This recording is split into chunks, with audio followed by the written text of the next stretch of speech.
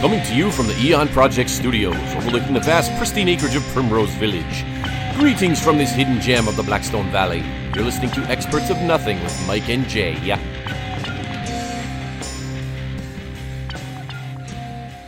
Cheerio, mate. Aye? You see how I put a little tail on the end of that? You know why I said cheerio?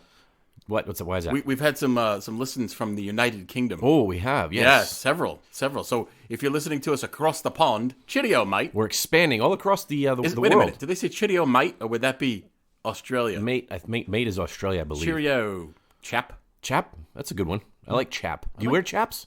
I don't know, but I like. Do you find accents attractive in women? I do. Me too. Even does it matter which one? Yes. Oh. Which one is not attractive? I don't want to offend anyone, but I like Russian accent. Yes, the Russian accent. ladies. It's exotic. Well, welcome to another edition of the Eon Project, where we discuss all manner of things thereunto pertaining. But today's episode is going to be a little bit of a departure from what we normally do. Yes. It's a little darker. It's a little dark, but we're going to put some light on it. We're going to do our best to make it. And the reason that we're doing a show, well, basically we're doing a true crime show. But we're tailoring it towards our listeners. You want to tell them how we were able to select the true crime cases we're going to discuss today? Yes. So we decided to do one unsolved true crime murder case from a series of states. Yes. And the states were basically picked from the top 10 states that have the most listens of the Eon Project. That's correct. Yes.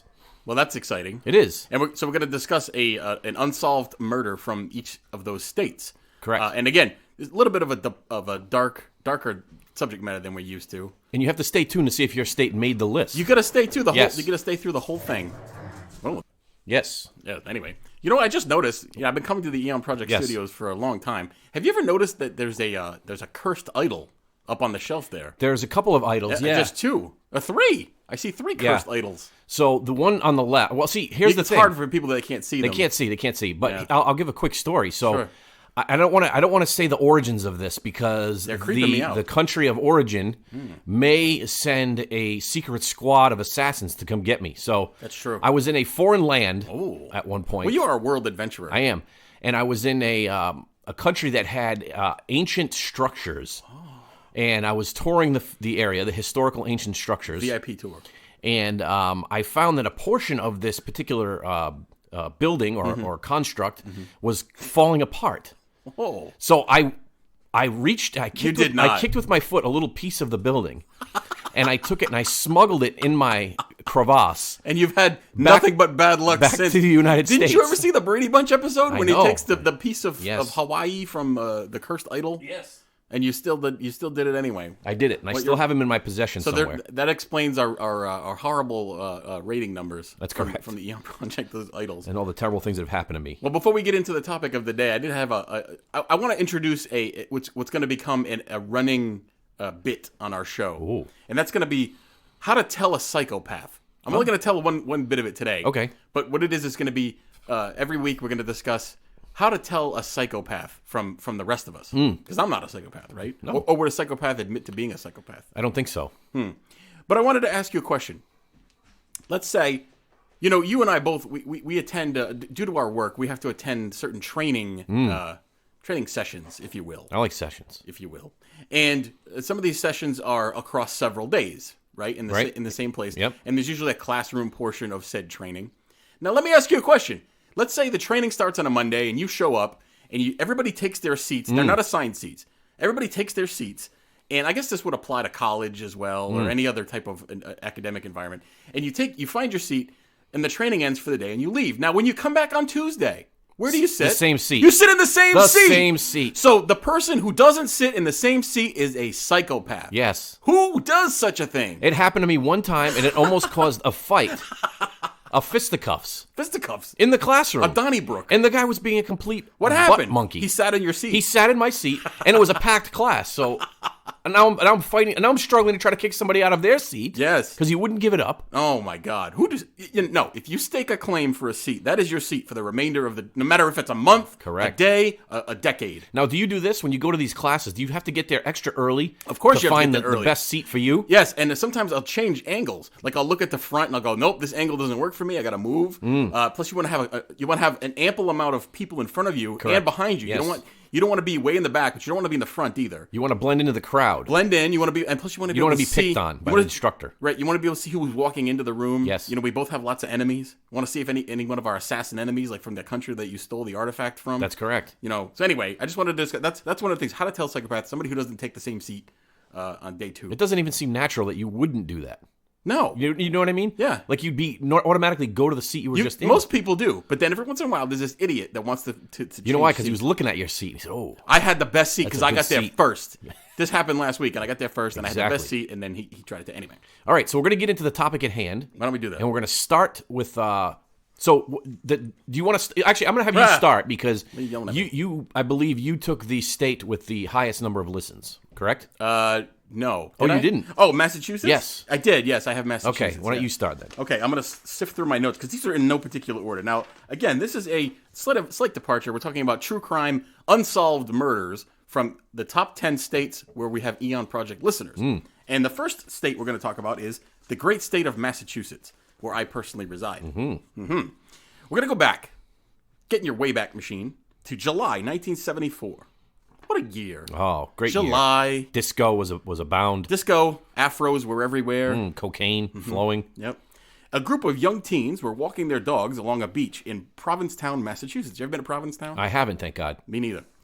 When all of a sudden, the dogs that they were walking began to act strangely. Ooh. The group then walked over to the side and discovered the naked and disfigured body of a young woman. Her head had been nearly decapitated, and her hands were missing. In place of her hands, someone had placed piles of pine needles, of all things. Oh. Her clothes were placed nearby and consisted of blue jeans and a blue bandana. The left side of her head was crushed, and investigators determined that she was 25 to 35 years old and had been dead for about 10 days, which is strange for summer in a resort and vacation area such as Provincetown in the middle of July. Weird. The cause of death was determined to be blunt force trauma, and she had been sexually violated after death by the use of a wooden block. After death. After death, yeah. I don't know how do they determine that? I don't know. Do you ever wonder? They're like, oh, she was taken advantage of. How do you know? I don't know. I don't know. These people are smarter than me. Efforts to identify this woman were stymied. She had expensive dental work, but no dentist in the area could identify her or the dental work. As also mentioned, her hands were missing, so no fingerprinting was possible, and no missing persons cases were filed that matched the description of the person. So theories abound. Is it abound or abounded? Abound. It's just abound, right? Abound. People say abounded and they're wrong. No, that's not right. Theories abound about the identity of the woman.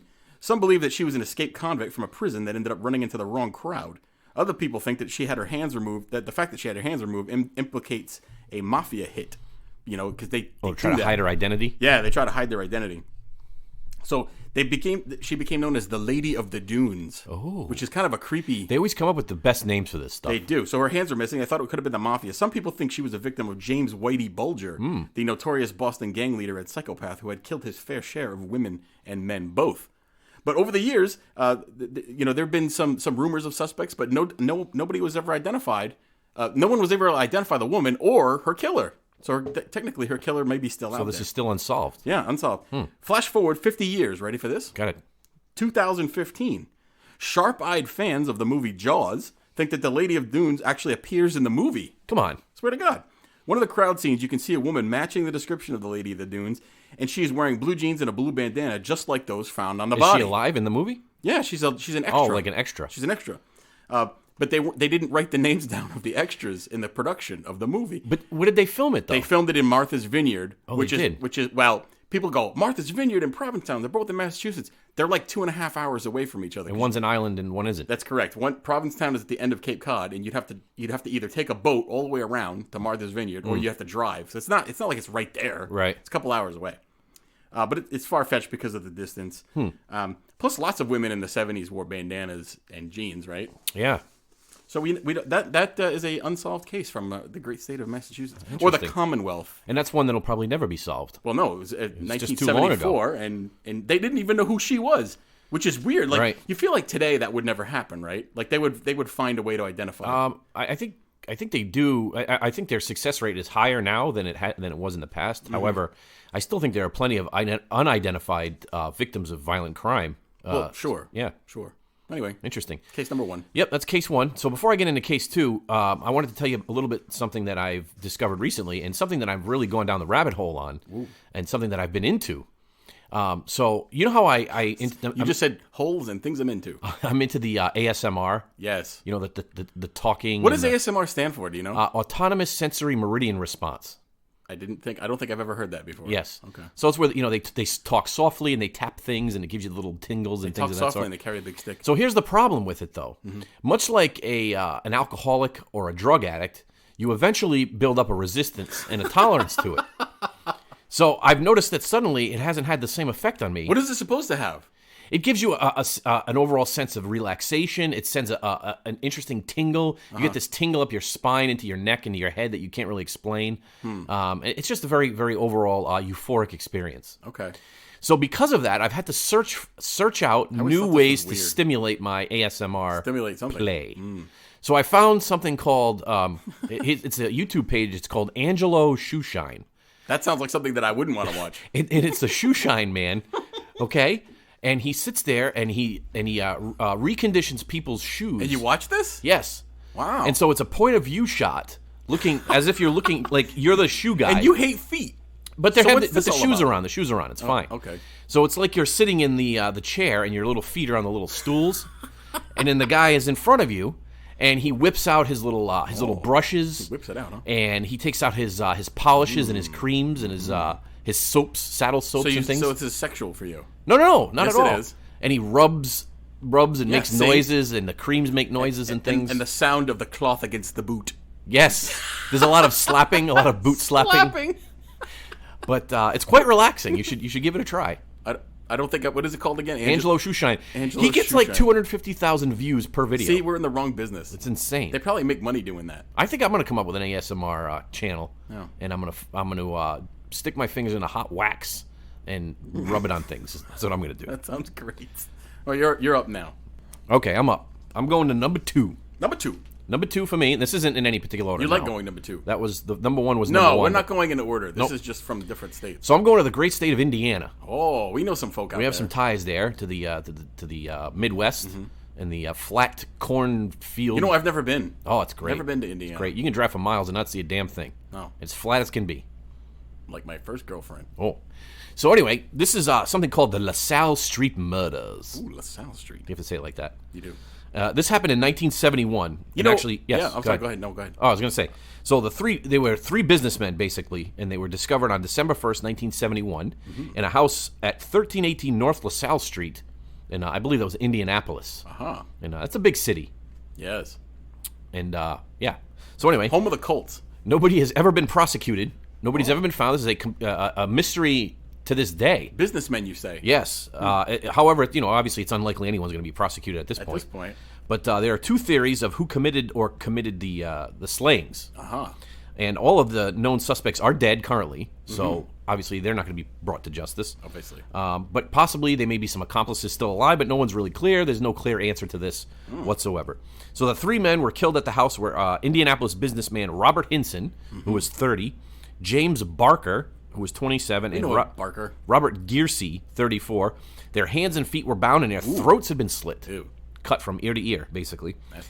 And the bodies were discovered by John Carnes, who was 29 years old. And how do they know they were businessmen? Were they wearing suits at the time? Well, that's how I can tell businessmen. They definitely had suits on. Suits on. But their business acquaintance is the one that discovered the bodies. He's quoted as saying, "I couldn't believe what I saw. I couldn't believe it." Couldn't believe it. Carnes told the police it just wasn't human. I still can't believe it. Still couldn't believe it. Ew. So there was apparently there was a long bladed instrument, and the death was almost instantaneous from what they're saying with the way that the heads were cut. Yet another thing that I can't tell how they know that. Well, I mean, the death was instantaneous. How do you know? The guy could have been going. I honestly think I don't think any death could be instantaneous, right? Well, I mean, yeah. I guess if you vaporize in like a nuclear explosion, that would be instantaneous. Would you still notice it though? Probably not, because you see the flash and then you're gone. Correct. So apparently the theory is that there had to be more than one man that was involved in this. Yeah, 3 men, right? 3 adult men. 3, normal-sized, strapping young men. And they were able to bind them. And maybe it wasn't a sexual game like some people like. So one of the theories is that Gearsey and Hinson were friends. They were friends who had quit their previous jobs working for Jasper businessman Ted Uland. Ooh. Uland? Is there an umlaut in his name? Umlaut? Yeah. What does that mean? You don't know what an umlaut is? It's the 2 little dots that go over a U. That's an umlaut. Like in a Norwegian language? Correct. Oh, I got you. So apparently they were trying to start their own microfilming business. Microfilming? And the theory is They're spies. They could have been. Ooh. The 2 allegedly had taken with them some of Uland's clients, which you don't want to ever take somebody's clients away. That's the first rule of business. Don't take other people's clients away. Apparently, Uland had taken $150,000 of life insurance policies out on the men, and he became one of the prime suspects in the initial investigation. That's what we call a clue.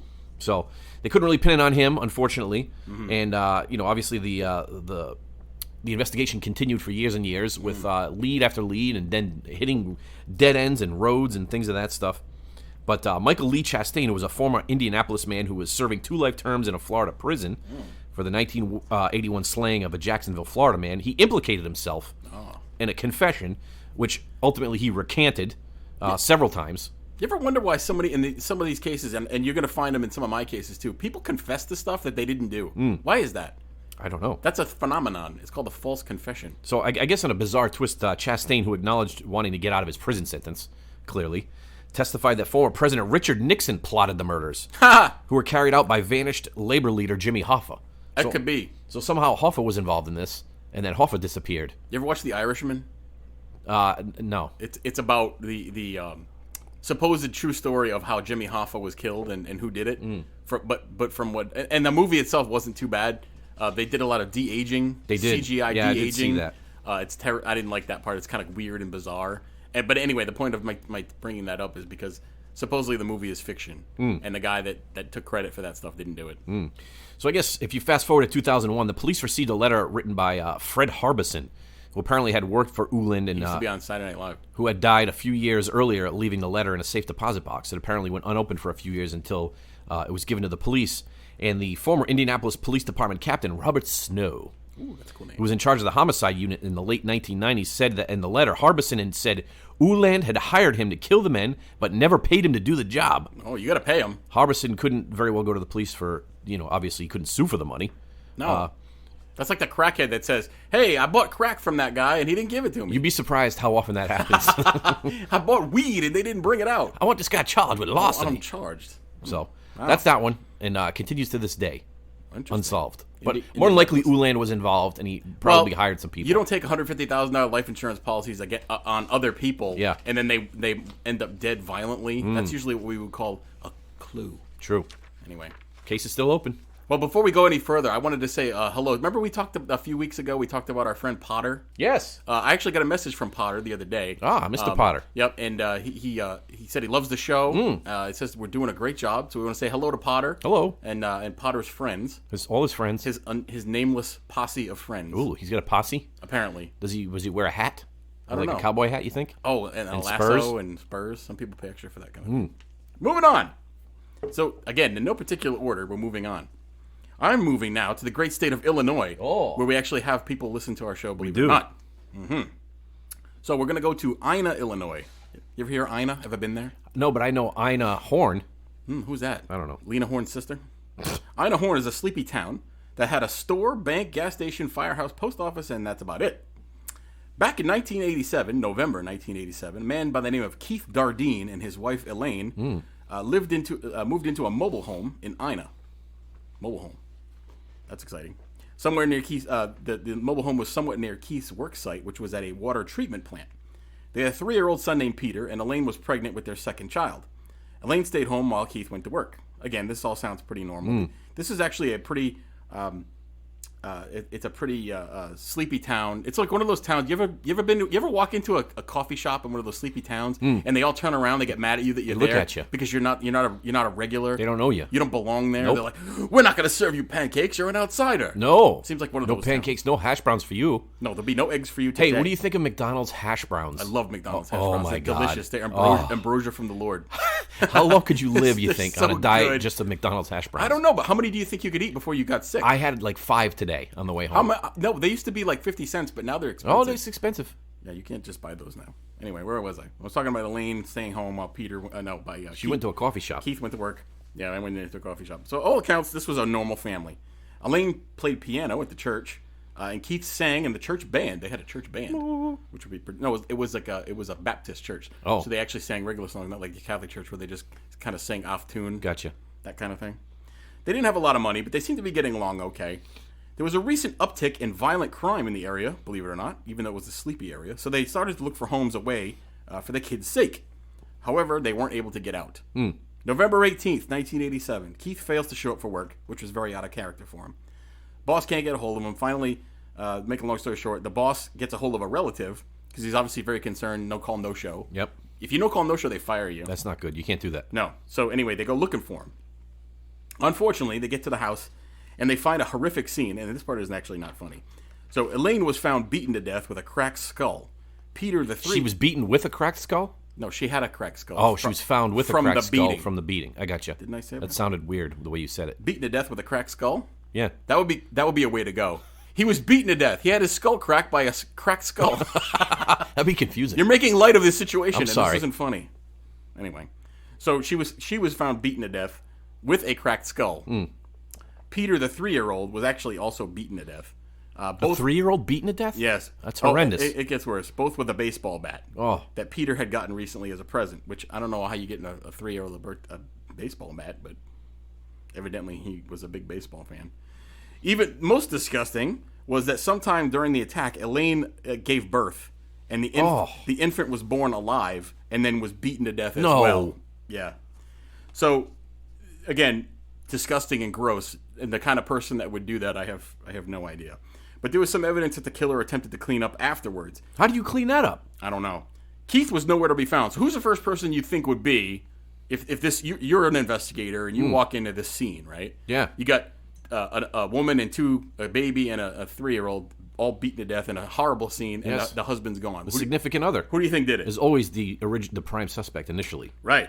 So that's what they think. They think Keith killed. They think Keith killed him and headed for greener pastures elsewhere. Nope. Next day, they find Keith's body in a nearby field. He had been shot 3 times, and most grossly, his penis had been chopped off. Could he have done that himself, you think? I don't know. Well, you don't seem surprised at that. Maybe you were involved. Well, maybe he felt guilty about what he did.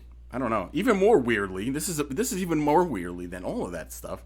Keith's car, he wasn't found in his car. His car was located about 10 miles away from the murder scene in a parking lot of a police station, of all things.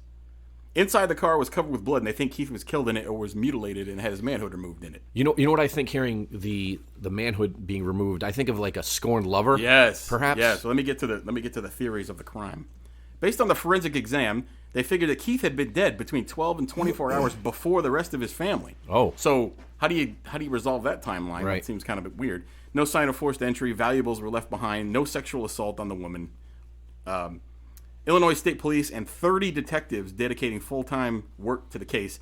And 100 interviews later, the police were not able to identify a motive for the killings, let alone find a likely suspect. FBI was brought in. They constructed a profile that never went anywhere. They never found a suspect, and they never came up with a workable profile. Jeez. It still remains unsolved to this day. And they never had any similar murders take place? And then you wonder, like, something like this happens, right? You go back to normal life if you're the killer. Right, exactly. You kill people in the most horrific way possible, and then you just go back to it like selling hamburgers. How do you carry that with you the rest of your days? I don't think you do. I think that you're a nutbag, and you do something else. And so those people just end up getting caught for other things. Right. And like we had mentioned and alluded to earlier, some people took credit for the case later, and it turns out they had nothing to do with it, and they weren't able to be in the area. So, unsolved. The Dardeen murders are horrific in nature. That's very interesting and terrible. Terrible. At the same time. Yes. All right, I'm jumping to another close state of ours that we love to talk about. We've been there many a time. I have anyway. I don't know about you. I don't know. Maine. We're going to Maine. I like Maine. We're going to the great Northeast. The rocky coasts of Maine. Yes. I like the rocky. You like... The potatoes were bully. Oh, yes. My potatoes are bully. Yes. And a bumper crop. Do you like... would you rather have a beach... like a sandy beach or a rocky New England coast beach? No. I don't like beaches in me any neither. form or fashion. Me neither. But if I had to pick, it'd have to be like a softy, sandy beach. No, don't you want to stand up on the rocks and enjoy a scotch as the surf pounds the rocks? Well, you could go out. You could walk out into the jetty, which is the rocky outcropping that goes into the water. Or the breakwater. You can walk out there and not the enjoy break wind. it. That's different. But you got to be careful. I went on a date many years ago. You had a date with a young lady, with a girl, and she took me to the ocean, and I had been pre-flighting beforehand because I'm not known for my suavite around the ladies. Yes, so I had to get the liquid courage going. Yes. So we went down and we were on a rocky outcropping. You just said outcropping twice. I did, by the water, right? So I had to go to the bathroom so bad. and you're on a first date. So I'm on a date. So you didn't want to... I didn't know where to go. I said, excuse me, I'll be right back. So I went and I climbed down some rocks, and I got myself... I almost got killed because I jumped down onto a rock, but it was... You know how the rocks sometimes get real slimy from the seaweed and the water and everything like that? other people peeing on them. And I slipped, and I fell down into a crevasse. And you thought you were going to die. And I thought I was going to die. I barely was able to struggle my way out of it. Wow. Did you get wet? I got a little moist on my backside. Was she? That was later in the evening. Did she get wet also? She was none the wiser, though. Oh. None the wiser. Nice. I pulled it off nicely. Well, congratulations. And then she pulled it off. Anyway, so we're going back to Maine. Family show. And let's put our serious faces back on.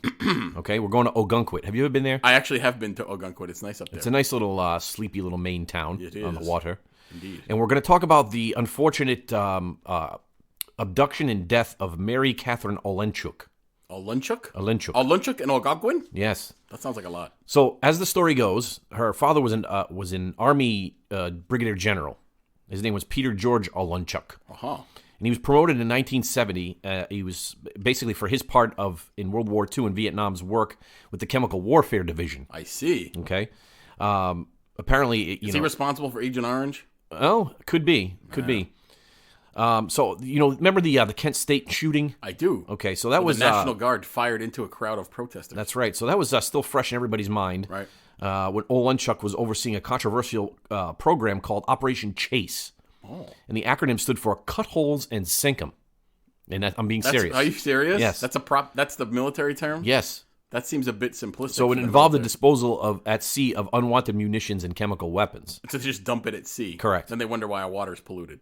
That's right. So apparently on August 8th of that same year, a Kentucky newspaper had reported a threat from a student group that said it would kidnap the families of those involved. So a threat exists. You think about the environmentalists. Sometimes you have a militant wing that threaten to do harm to people that potentially are damaging the environment. Yes. So that was kind of one of the threats that had come about. I see. So the general's daughter, 13, who was Mary Catherine, as I stated, she was at the family's summer home in Ogunquit at the time, vacationing with her mother and her sisters. And on August 9th, which was a Sunday afternoon, she left the beach on a friend's borrowed bike and headed into town for a pack of gum and a copy of the New York Times for her family. I don't think I would ride a bike into town for a pack of gum. Unless it was like fruit stripe gum, which I like fruit stripe gum. It's good for like 5 seconds. 5 seconds. But it's the most delicious 5 seconds of your life. It is. Yeah. But, there's not much crime there, so you wouldn't even think twice about it. That's true. So she never returned home, by the way, after her bike trip. The police and the Olenchuk family spent 2 days waiting for a ransom call, which never came. Did they find her bike? I'm getting there. That's the most important thing. And obviously the police launched a statewide search with 4 Army helicopters involved. And a bunch of volunteers and other things trying to find her. They called out the cavalry for that. So Air Mobile. Unfortunate time period was 13 days after she disappeared. Her body was found like 10 miles away from where she was last seen. Not good. Beneath a pile of hay in a Kennebunk barn. Oh, Kennebunk? Yeah, it's where Bush lives. Yeah, Kennebunkport. Where he lived. They still have a house there. Oh, well, he's dead. The Bushes. Isn't she dead too? HW and Babs They're both are dead. So that's correct. But W doesn't live up there. No, he does. Yeah. Oh, it's I didn't a family. know that. No, it's been in the family for generations. Oh, okay. Yeah, they still go up there. I see.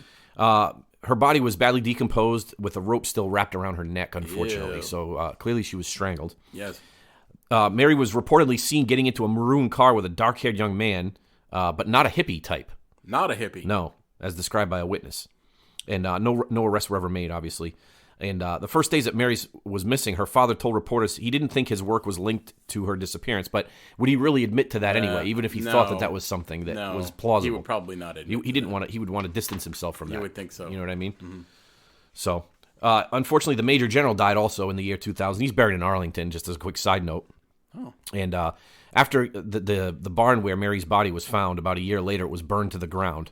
Who owned the barn? Did they say that, or like the bar's owner maintained that the circumstances of the fire were suspicious? So they never. I'm sure they have on record who the barn owner was. No, I was just wondering if it had any significance to the disappearance, like if they were able to tie it back to somebody. Well, potentially that was one of the theories, which is why it was burned to the ground, I guess. No, I get that. Yeah. So here's my question to you: If Yes. you're going to kidnap somebody for a political statement or for a ransom, you don't kill them, right?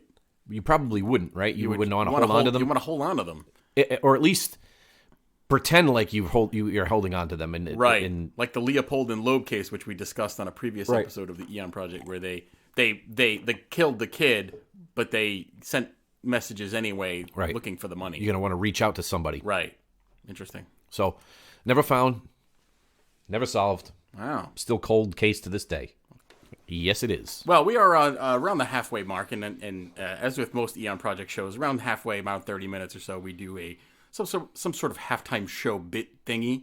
And I feel like today is a downer topic. Yeah, we're going to decompress a little. So we're going to talk. Yeah, so I wanted to do something kind of fun, fun and interesting. Has nothing to do with true crime, but it does have to do with Jay and his knowledge of musical things, all things musical. I failed terribly when we did the joint show with from the Black Lodge guys. You did, but that wasn't music. That was popular culture. Yeah. And now you like music. And I'm stone cold sober today, so maybe that'll help. Maybe. Probably not.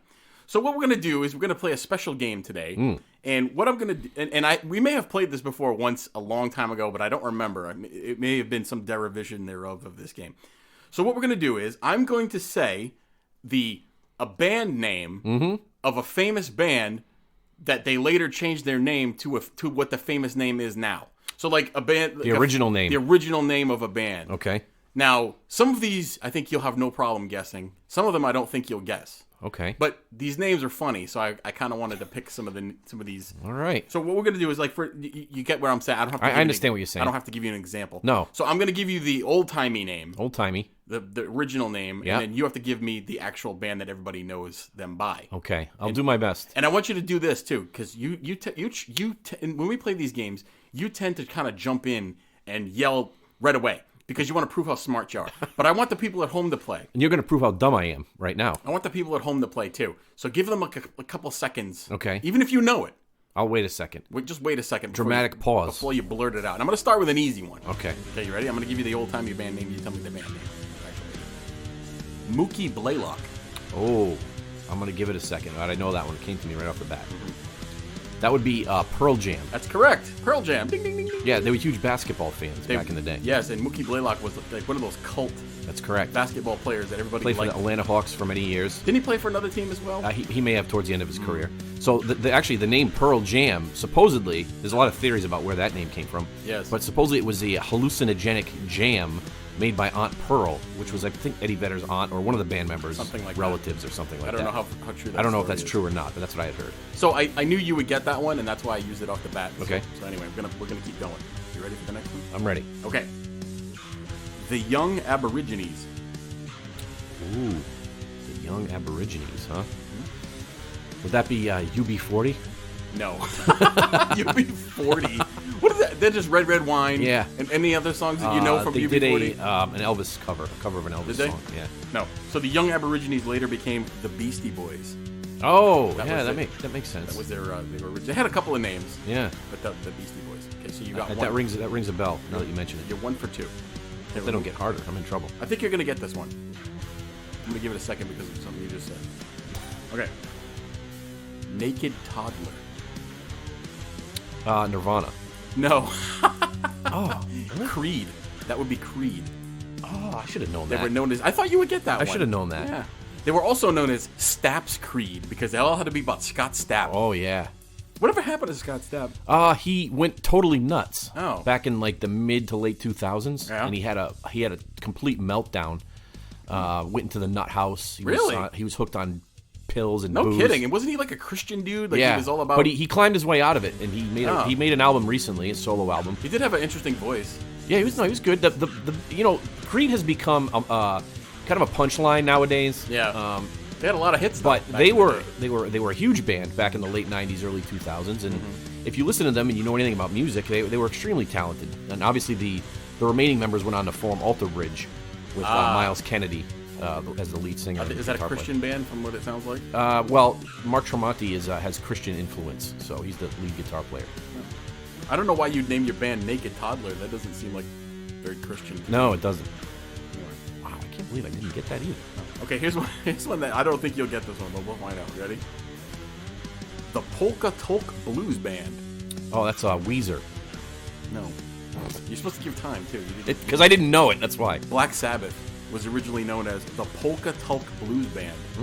I don't know why they came up with that name, but Black Sabbath sounds a hell of a lot more metal. It does. Black Sabbath is about. Can you imagine if they would have kept that original name, but yet no one would have ever heard? No, I guess not. Probably. What was it? War Pigs by the Polka Band. Polka Band. Okay, moving on. Ready for this? Yeah. The Sex Maggots. These are hard. Yeah, I know. Some of them are hard. Give me a little clue. They were big in the '90s. They're big, not so much anymore. Spin Doctors. No, Goo Goo Dolls. Oh. It was originally known as the Sex Maggots. I never was a big Goo Goo Dolls. I should have known fan. that. I watched the behind the music. Did you? Of Goo Goo Dolls, yeah. I don't think I would watch a whole documentary about the Goo Goo Dolls. You know, the lead singer, Johnny Resnick, was not the original lead singer. I did not know that. The bass player originally sang for the band. Oh. Johnny Resnick had like stage fright, and he was too shy to sing. He's got a really good voice, though. But yeah, no, he's good. He's good. Yeah, they were huge back in the 90s. All right, I got a couple more. This one's fairly easy. So I know about the bands. I just don't know their original names. You seem to know a little bit about each one of these bands, you didn't know these, right? No. Okay. The New Yardbirds. Oh, that's the New Yardbirds? The New Yardbirds. What? Led Zeppelin? Yes, correct. Okay, because I'm thinking of like the Yardbirds with Jimmy Page and Jeff Beck and all those guys. Yes, that's why, because it was originally Jimmy Page. Okay. So you got... How long did they go by the New Yardbirds? I don't know exactly, but that was the original name of Led Zeppelin. Okay. Interesting. Couple more, ready? Oh, yeah. Tom and Jerry. Classic rock band or... Yeah, no. No. Like folk. Oh, a folky band? Or folky band. Arlo Guthrie? No, Simon and Garfunkel. Oh, okay. Tom and Jerry originally. Gotcha. Okay. A couple more, ready? You should get this one. Wicked Lester. Wicked. You know what's funny? These names I've heard before, but I just can't associate them with an act. Yeah. That would be that's what was Alice in Chains. No, that would be Kiss. Kiss was originally titled Wicked Lester, and I read a little bit of background, and they were going by Wicked Lester, and then somebody, and I think it was this was before Peter Criss was in the band, and then Peter Criss joined the band, and he said, "Let's change the name. I don't like Wicked Lester. How about Kiss?" And all the band members excoriated him and called them names and said that was too, quote, pansy, and too much of a pansy name. But he was able to persuade them that it was I thought the story goes that somebody said, "Well, keep it simple, stupid." I don't know where he came up with the name, but it was Peter Criss's idea supposedly. All right, last one, ready? Yeah. Atomic Mass. I don't know. That's Neil Diamond. No, Def Leppard. And also Def Leppard patterned their name on Led Zeppelin. They utilized the same sentence structure or the same word structure. Correct. In order to capitalize on some of that. And they were big in their own right. Not as big as Led Zeppelin. No, of course not. So there's music geeks out there that probably got every single one of those. I hope so, and I hope you. I struggled. That's two weeks in a row now. Bring a little bit of trivia to your lives. So the next trivia game, I'm going to make Mike look stupid. Good luck, man. Next time we do that, but I think we're going to try something a little different next time. Okay. Get back to our roots, if you will. So you did the last. You just. Said I did. We were in Maine. All right. So we're going to go to Okay, we're going back into true crime, unsolved murder cases from the top 10 states who listen to the Eon Project. So congratulations if you live in one of these states. Now, for the next one, we are going to go to the great state of Texas. Who, boy? You ever been to Texas? You've been to Texas. Times. I lived in Texas for a number of years. Yeah. We have some listeners in Texas, actually. And so welcome to you folk, you fine folk from the great state. I went to the Alamo. I did not pee on it, though. You did not pee on the Alamo? Which would be an Ozzy Osbourne reference. Okay, let me ask you this. You've been to the Alamo. We've both been there. Actually, we went together. What's the first thing you thought of when you saw the Alamo? This is underwhelming. Underwhelming, is it? It's very small. The original Alamo was like a sprawling complex. But nowadays, it's just like that front that everybody knows. Yes. So it's very small. And there is no basement. There's no basement in the Alamo. Pee-wee's bike is not there. And for those of you who don't know that reference, you have to go back and watch Pee-wee's Big Adventure with Large Marge. Greatest movie of 1985. It's wonderful. Anyway, we're going to Texas.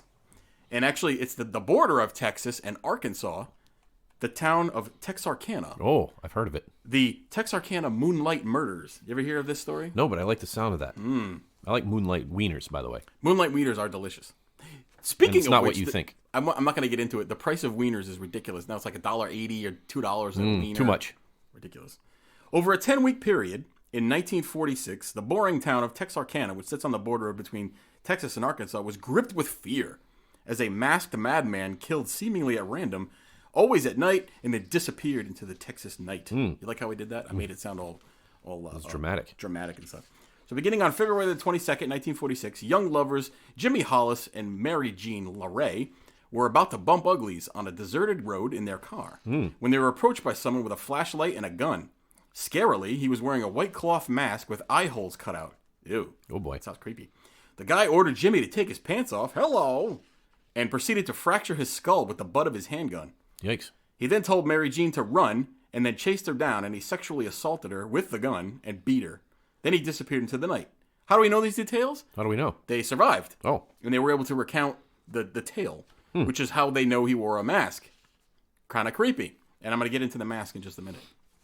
A month later, March 24th, the bodies of Richard L. Griffin, 29, and his girlfriend, Polly Ann Moore, 17. Again, let me read that again. Richard Griffin, 29, and his girlfriend, Polly Ann Moore, 17. Oh. If your daughter was 17, would you allow her to date Not a 29-year-old man? Not happening. No. So they were found in Richard's car on a secluded back road that was commonly used as a lover's lane. Both had been shot once in the head, and a .32 casing was found outside the car. Polly Ann Moore had been sexually assaulted, but that was kept out of the papers due to respect for the family. So now there's two dead bodies, and the girl sexually assaulted. They were shot. This actually sounds very similar to some other cases that I think we've discussed on previous episodes. A month after that, actually about 3 weeks later, April 14th, the body of Paul Martin, 16, was found on a dirt road outside of town. He had been shot multiple times, including in the face. Ew.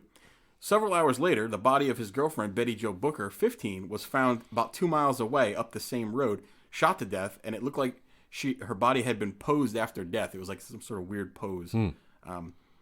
There was also evidence of sexual assault, although again they didn't make too big of a deal of that because back in the 40s they didn't say too much about that kind of thing. Right.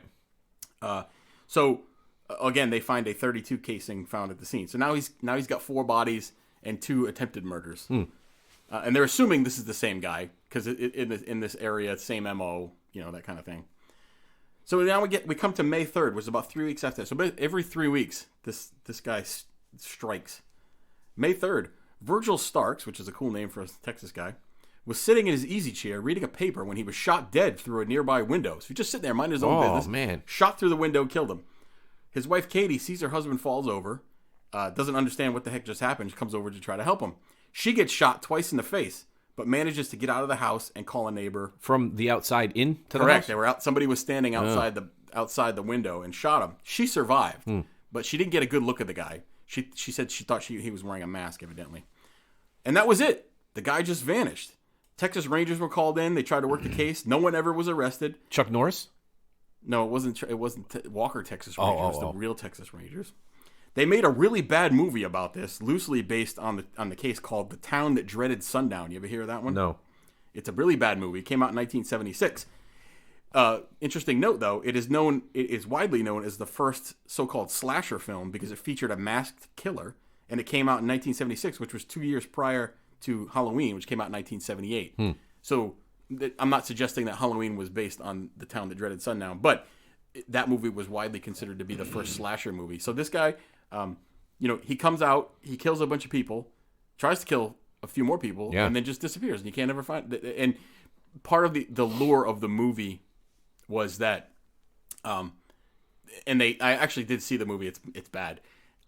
They say he could be still walking the streets of Texarkana. Oh. And then it showed him it showed the killer's feet, supposedly, standing in line to watch the movie. Oh. So it's a pretty cool marketing trick. Interesting. And actually, to this day, in Texarkana, they show The Town That Dreaded Sundown around Halloween every year, a public showing, and they show it in a park where one of the murders took place, which I think is bad taste. That could be one of those, kind of what we talked about with from the Black Lodge guys, in terms of like a legend that can self-perpetuate, essentially. Yes. Where, now that they're, you got to figure like the youth of that town every year around Halloween are probably like, oh man, we're going to go to this murder site, we're going to watch this movie. Well, it actually kind of along the lines of what you just said, because the movie came out, people, and again, this happens all the time, people get their history from movies, and a lot of times it's not right. Sure. So they had a lot of artistic license that they played with the crimes in the movie. Yep. And because the movie came out so long ago, it's made its way. The stories have made its way into the popular retelling of it. So people go, "Oh, this is where Betty Jo Booker was killed with a knife,"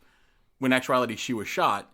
But because like it's difficult to tell truth from reality because the movie made it portray it a certain way. Gotcha. Yeah. Speaking of truth from reality, go ahead and hit that light over there. So, do you have like weird and strange and unexplained things that happen in your house that you don't understand?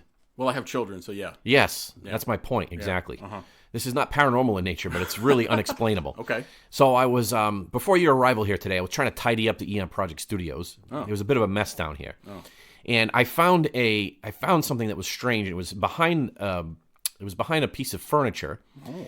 It was a coffee mug, okay? Coffee mug. With dirt in the bottom of it and a piece of an acorn and a magnet. Wow. In it, like a fridge magnet. Okay. In the mug, just sitting there.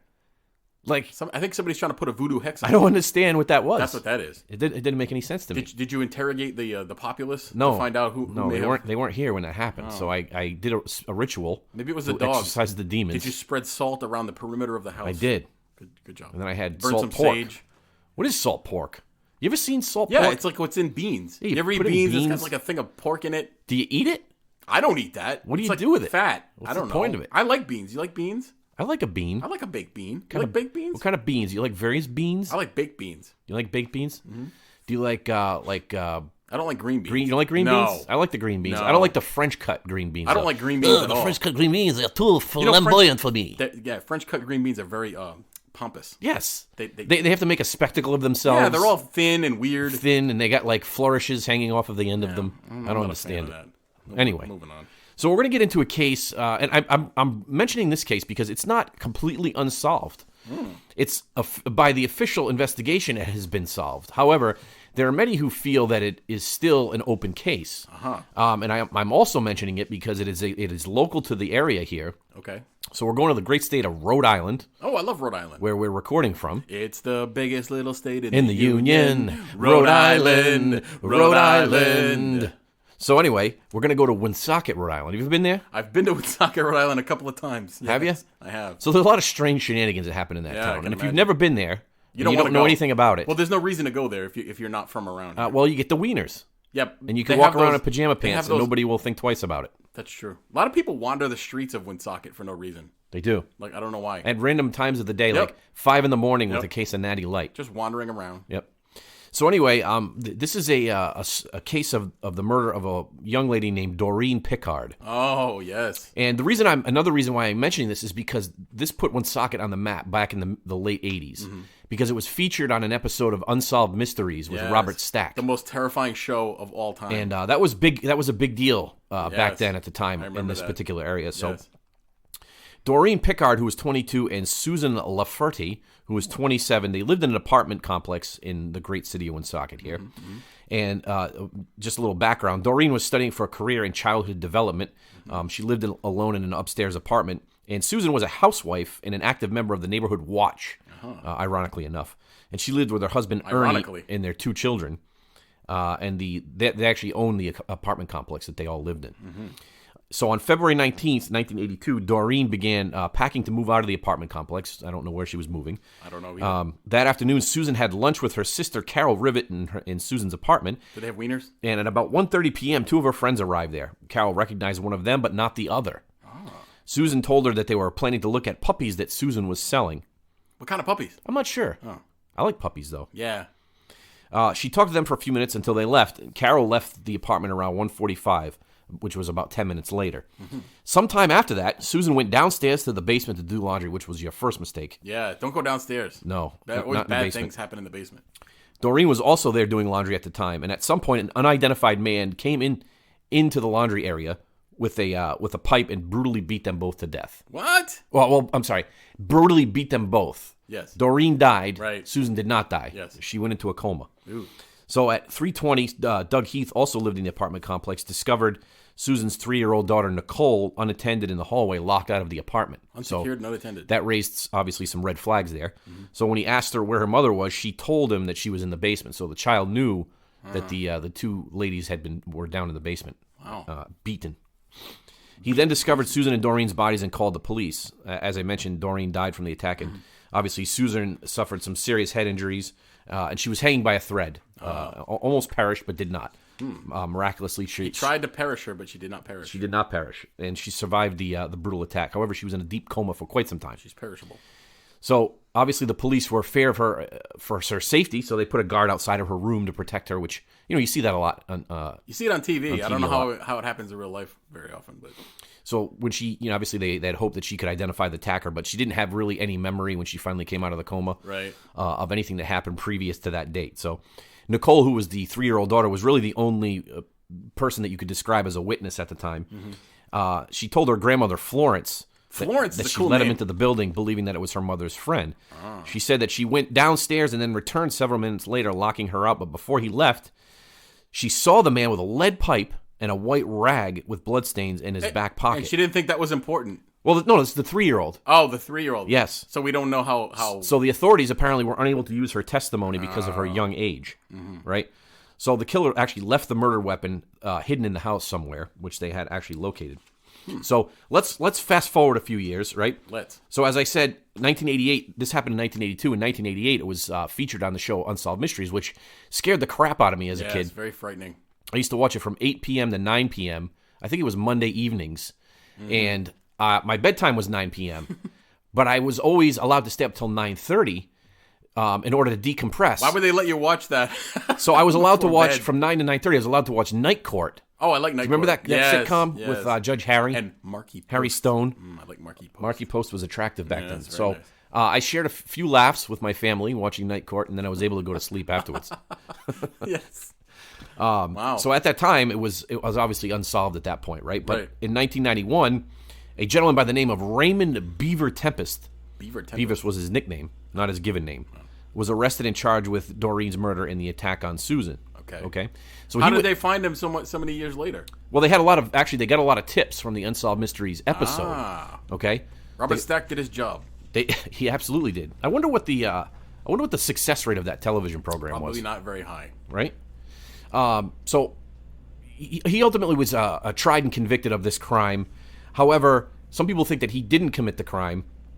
In 2014, Tempest approached the New England Innocence Project for help in seeking out DNA testing. Basically, because now they could do DNA in an effort to clear his name. Because apparently, Doreen had a clump of hair in her hand that she was, and they were able to run some DNA testing on that. Okay, but it was found to be inconclusive at the time. Did they attribute a motive to him? Like, it's hard to convict somebody. Yeah, one of the motives is that he was supposedly having an affair with Susan. Okay, and I guess that was part of some of the reasonings why he went over there and tried to cover up his tracks. I see. I don't know, but Tempest, he actually claimed that the real killer was a man by the name of Donald DeGacy. But he died in 2011, so obviously there was no way to prove that thing. But he was released, believe it or not. Oh, is he walking the streets today? In 2015, the Superior Court judge decided to vacate his conviction based on unreliability of witnesses and alleged prosecutorial misconduct. Oh. So he was released on bail, and in 2017, the state announced that they were going to retry him. However, he actually entered an Alford plea. Tempest did. An Alford plea? Yeah. It basically means you're proclaiming your innocence. You're still claiming that you are innocent of the crime. You didn't commit it, but you are acknowledging that the state has enough evidence to convict you. That's bizarre. Right. But he was released anyway, and so the case is considered closed. However, there are still some skeptics that think that the killer is still out there. I remember listening to that show, watching that show on Unsolved Mysteries, and being afraid to go into my basement. I can tell you that. Absolutely. Yeah. I didn't like the composite sketches they would do on that show. No, composite sketches are always creepy. And they never look like the guy. No. They try to make him look as scary as possible. Did you ever see the composite sketch that they did of, it was on one of those documentaries that came out recently about Ted Bundy, the one that had been out about Ted Bundy? It didn't look anything like him. It was like a surfer dude. Yeah. And they're like, look, this is the killer. And you're like, that doesn't look anything like Ted Bundy. Historically, eyewitness testimony can be quite unreliable. Yes. That's because it's people, and people are dumb. People are dumb. Largely. What do you got? Okay, moving right along. So we're going to go out to a state where I actually spent a lot of time, unfortunately, not because I wanted to. And that would be California. Oh. Where I would never move to in a million years nowadays. But we do have some listeners in California, so if you're listening there, hello. Is the Sunshine State California? Or is that Florida? That's Florida. Then what's California? California is the homeless state. Yeah, the fecal matter. You ever seen the Saturday Night Live skit, The Californians? No. Oh, my God. Anyway. Go and watch it. It's funny. I will. 1981. If you notice, a lot of our cases are older, and I think we did that on purpose because we don't want to talk... we make light of a lot of things. Yes. We don't want to make light of people's pain. Correct. And these are old enough ago? We are sensitive. Yeah. We don't want to talk. We don't want to talk about because people they don't want to hear us two idiots making fun of murders. Anyway, 1981 in the town of Keddie, Northern California. 36-year-old Sue Sharp, her 15-year-old son John, 14-year-old daughter Sheila, 12-year-old daughter Tina, and 10-year-old Rick. And 5-year-old Greg. Moved from Connecticut to Keddie after Sue divorced her allegedly abusive husband. Mm-hmm. They moved into Keddie Resort Cabin number 28. So it was like this resort area, and they had these cabins. And if you look at the pictures, they're not really cabins. It's kind of misleading, but it's like a rental unit. Yep. And they tried to make a life. April 11th, 1981, seemed to be kind of normal. Kids are out playing with neighborhood kids and whatnot. Evening comes. Yep. 14-year-old Sheila leaves to spend the night with a friend, and the neighborhood friend of Rick's, along with another neighborhood kid named Dana, who is John's friend, sped the night at cabin number 28. So now, the reason I tell you all that is because there's 7 people in this house as night falls. Sure. Sometime during the night, persons unknown made entry into cabin number 28 and committed horrible crimes. The bodies were discovered by Sheila, who returned home from her sleepover the next morning. First, she found 15-year-old John, who had been tied up with electrical tape, beaten with a hammer, and had his throat cut. Mom Sue was next to John, nude from the waist down, bound and gagged with tape, and covered with a blanket. She'd been stabbed multiple times and beaten, which was later determined to be the butt of a Daisy pellet rifle. Although she was nearly naked, she was not sexually assaulted. Next to them was the neighborhood kid Dana, who was also beaten, but he was also strangled. Tina, number 12, was missing. Now, if you're counting in your head, that's 4 people that are supposedly victims of crime, and there's 3 left, 3 little kids. And you would think, oh my gosh, what happened to the little kids? Right. They were all fine, sleeping in the next room. So 3 little kids were found asleep, never having awakened during the murders. Wow. Which is bizarre, considering the crime scene. So they found a hammer and a knife found next to the bodies. A second knife from the Sharps' kitchen was also found. It was a steak knife that had been bent backwards because of trauma that caused by one of the bodies. There was also a shoe print that was found. Now, here's something that it's not funny, but it's kind of funny. Neighbors reported hearing muffled screams about 1:30 a.m., but disregarded them and went back to sleep. If you hear muffled screams at 1:30 in the morning, what are you doing? Yeah. You're calling the police, aren't you? It's funny. There's a phenomenon that happens where things that you think people should be calling the police on, they don't. Yeah. And things that they shouldn't be, they do. Right. It's like the opposite world. It's opposite world. It's strange. If you hear, I'm going to public service announcement. If you hear muffled screams from a neighbor at 1:30 in the morning, call the police. Yeah. That's what they're there for. So because Tina was missing, the 12-year-old, the FBI was called in. But despite the nature of the crime scene, there seemed to be little by the way of physical evidence linking anyone to the crime. They interviewed dozens of people, no clear suspects, and no Tina. So she's just missing. She's in the wind. 3 years later, 1984, 60 miles away, some guy finds a skull along the side of a road and some other belongings that would ultimately be identified with the Keddie Cabin murders. So the remains were ultimately identified as Tina. So 60 miles away, 3 years later, they find Tina's skull. Jeez. Around the same time, an anonymous caller to the police said the remains that were found were Tina, which turned out to be correct, but the caller was never identified, and they never found out who the caller was. There have been many suspects throughout the years, but no one was ever arrested or charged for the murders. So they think that some of the theories are that there was that the Sue, the mom, was involved in some affair with someone, which would explain some of the violence of the case. But because of the nature of the crime scene, multiple people, they figure it was more than one person. But they never found out who did it. Some people claim, I had mentioned before, some people claim that they did it, but then it would turn out later they didn't do it. So the Keddy Cabin Murders is a very disturbing case. You should look it up if you haven't heard of it before. Interesting. It has a horror film title. It sounds exactly like a horror film. I'm surprised they haven't actually made one about this. That's crazy. Yeah. Interesting. No. I got one more. I have one more, too, after you're done. We have 5 each. We do have 5. Okay, so then I'd have 2 more. I got 2 more. Okay, well, I got 2 more. All right, so I'll do this one and we'll see where we're at. I have one short one after. Okay, so this is coming from the great state of Tennessee. Oh, we have some listeners down in Tennessee. Yeah, shout out to my friend Jeff who lives in Nashville, who has his own business. Yep. He runs a barbecue business. Another big fan of the EMP Project down there. He's a gentleman. He goes by the nickname of Double A. Oh. And Double A, shout out to you. Ah. Okay. Hello, Double A. Anyway, so this is it's from Tennessee, but actually it spanned a few different states. And this is called the Redhead Murders. That sounds creepy. These happened from 1978 to 1992, and it was between 7 and 11 victims. Oh. So the Redhead Murders... Let me guess, they had some red hair connection. They did. Uh-huh. How'd you guess? I don't know. The Redhead Murders refers to a series of unsolved homicides of redheaded females between October 1978 and 1992, as I stated. Mm-hmm. And they believed to have been committed by an unidentified male serial killer. These murders, they were believed to be related, have occurred in several states, including Tennessee, Arkansas, Kentucky, Mississippi, Pennsylvania, and West Virginia. That's quite an area. Yep. And they believe that they've continued up until 1992. Uh-huh. So how they figure all this, I don't know. I don't know either. The victims, many remaining unidentified for years, were usually women with reddish hair whose bodies were abandoned along major highways in the United States. Mm-hmm. What does that sound like to you? It sounds like a long haul trucker. Yes. And targeting prostitutes. Exactly. That's what it sounds like to me. You should be an intrepid investigator. Well, I have been known to investigate. You don't need to be a profiler to figure that out. You know how many profilers there are? Not many. You look on TV and you're like, oh my God, look at all these FBI profilers. There's really not that many. It's funny. There's actually, I think there's as we get further along, there's a profile in here that I want to go over. It's kind of funny. But anyway. So authorities are unsure how many people were responsible for these murders, if they were all performed by the same perpetrator or perpetrators. And they're not really sure, like I said, how many victims there would have been. It's also known as he's also known as the Bible Belt Strangler. Ooh. Exactly, because that was kind of like the area where they were located. Yes.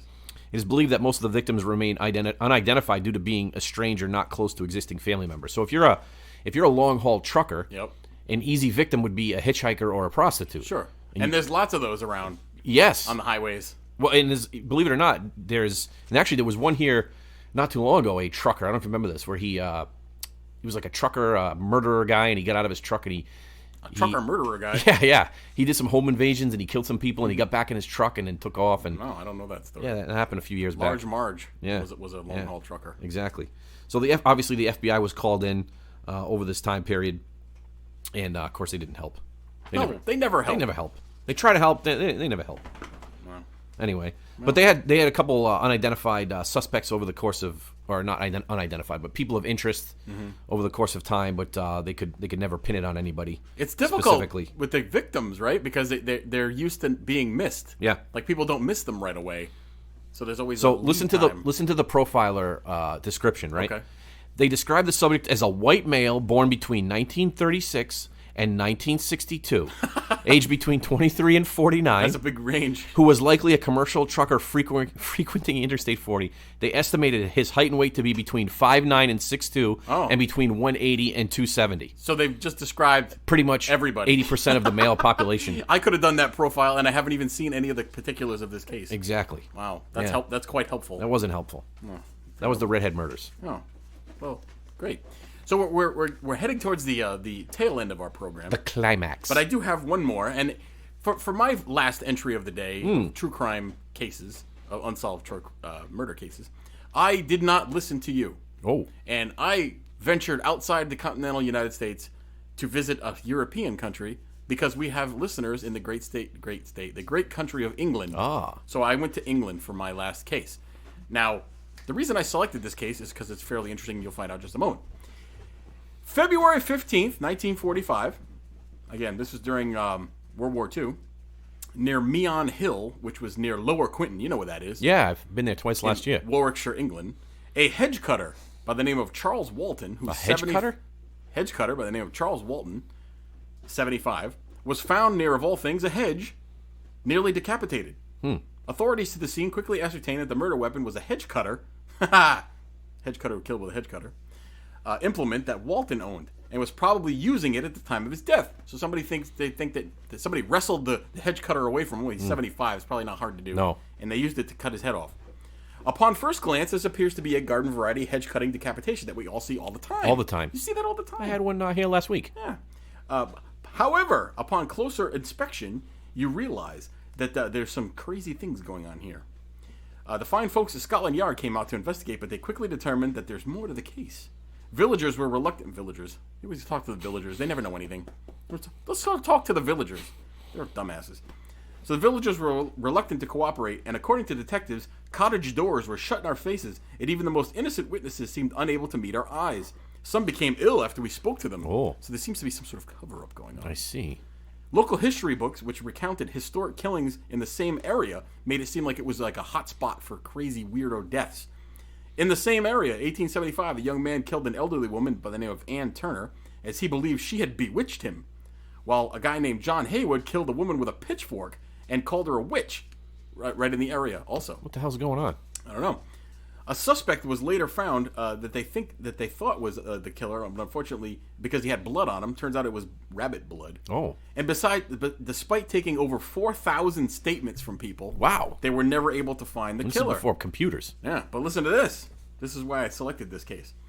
English witchcraft authority Dr. Margaret Murray, which I don't know how you become a witchcraft authority, but that sounds cool, declared herself, she's 95% certain that Charles Walton was killed as a sacrifice by people who adhered to an ancient idea of the victim's blood being able to revive the earth.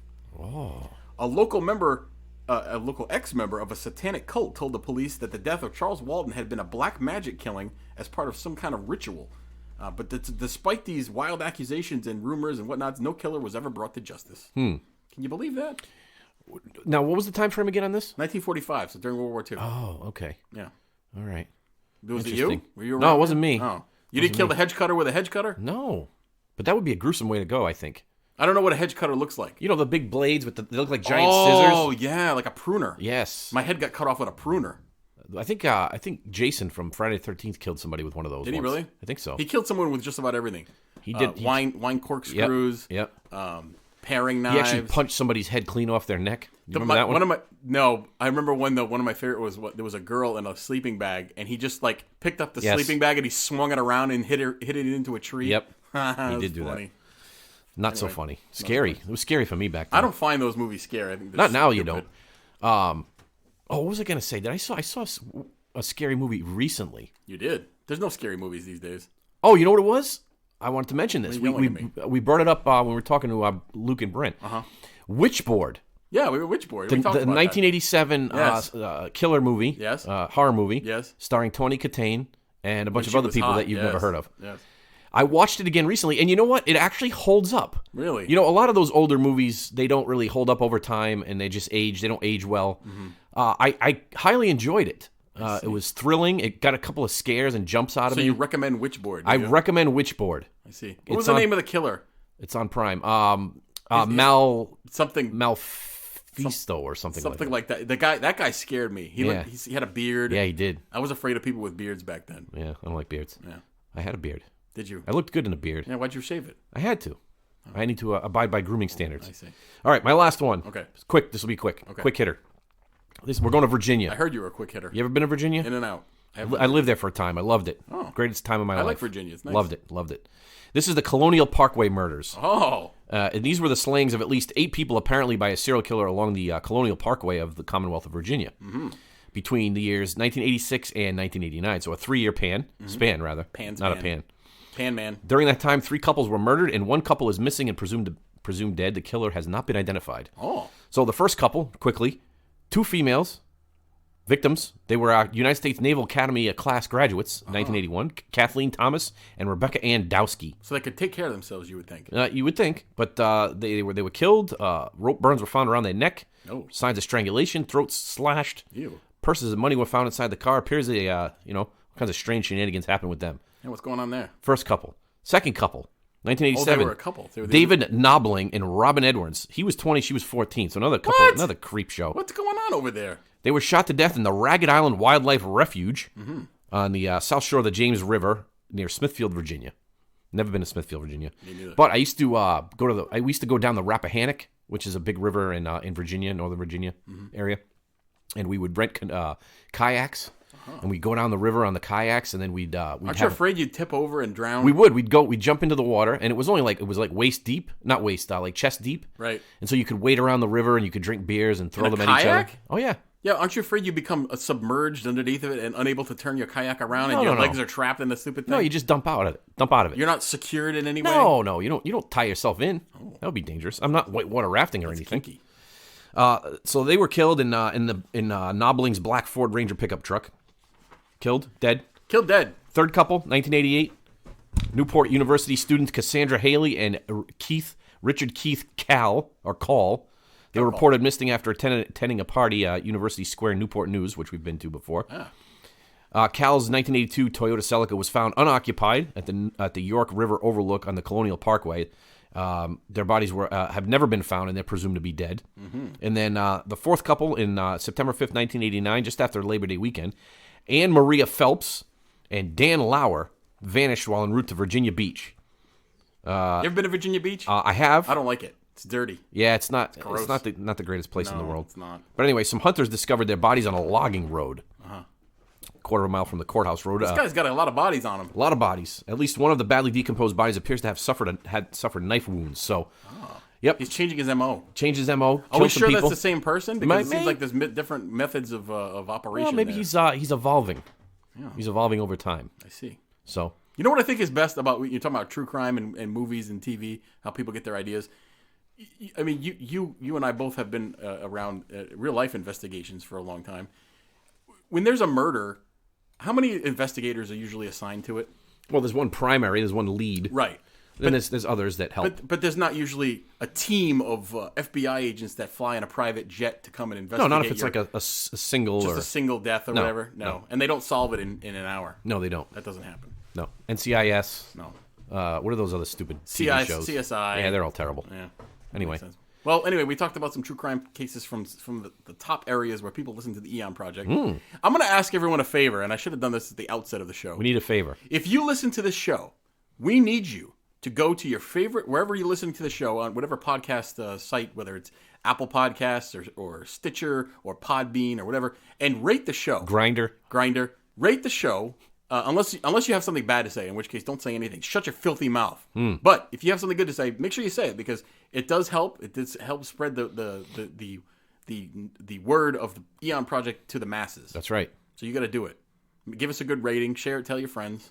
That kind of thing. And for a show that has a negative budget, we operate in the red here on the Eon Project. Every week. We're losing money. Yeah. We do the best we can. And this is free. We're not charging anybody. No, we don't do Patreon. We don't do any of that stuff. We don't have ads in our show. You ever been listening to a podcast and it's flowing and you enjoy it? It starts off with an ad sometimes. And then there's ads like right in the middle. Yeah. It's just disturbing. I don't like ads. Well, they do it for a living. We don't. We have real jobs. Exactly. So some, new and interesting, exciting things along the way and on the way. Yep. Check out hermitlight.com. Exactly. You could see our brothers in arms from the Black Lodge. Mm-hmm. You can see our podcast there. You can see snippets of what's coming up with us. That's right. And you can also find us on Instagram. You can find us on Twitter. We have very few fans. But if you liked us, interact with us that way. We went extra long today, Mike. Oh, what time is it? Well, we're like 73 minutes in. Oh, my God. Yeah, your wife's going to get mad at you. She will be mad. Okay, that's it. All right. Just remember, until next time, the truth exists. Believe it.